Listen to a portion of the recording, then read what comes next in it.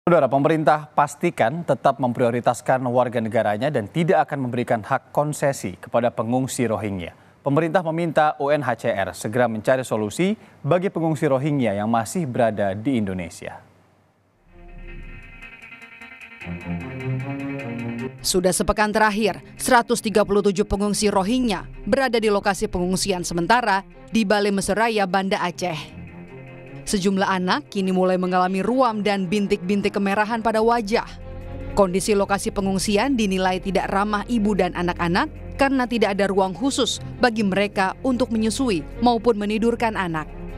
Mereka kini masih menunggu kepastian dari pihak UNHCR soal relokasi ke tempat penampungan yang lebih layak. Menko Bidang Pembangunan Manusia dan Kebudayaan Muhadjir Effendi meminta UNHCR segera mencari solusi soal gelombang pengungsi Rohingya ke Indonesia. Muhadjir bilang, Indonesia tidak punya kewajiban menampung para pengungsi karena tidak terikat Konvensi Pengungsi 1951. Selama ini, Indonesia menangani pengungsi Rohingya karena isu kemanusiaan. Muhadjir memastikan pemerintah tetap memprioritaskan warga negaranya dan tidak akan memberikan hak konsesi kepada para pengungsi. Kita betul-betul hanya menggunakan atas dasar kemanusiaan, tidak atas dasar yang lain. Jadi kalau memang nanti pada akhirnya itu harus kita serahkan urusannya kepada UNHCR yang memang bertanggung jawab itu, ya harus segera kita lakukan dan sebaiknya pemerintah atau kita tidak akan beri konsesi apapun, termasuk resettlement.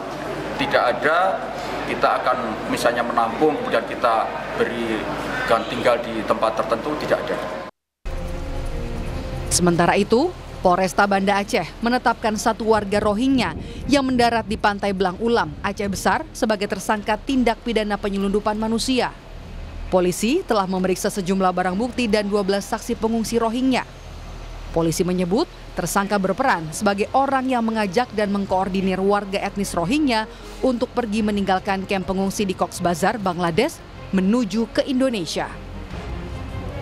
Diduga bahwa memang tersangka ini melanggar pasal 120 ayat 1 Undang-Undang Keimigrasian. Jadi pada umumnya masing-masing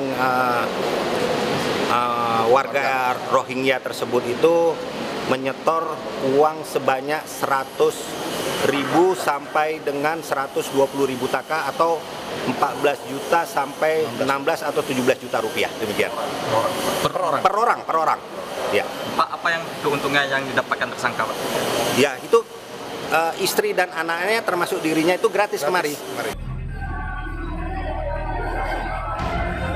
Kepada para korban, tersangka meminta bayaran 100 hingga 120.000 taka atau sekitar 14 hingga 17 juta rupiah per orang.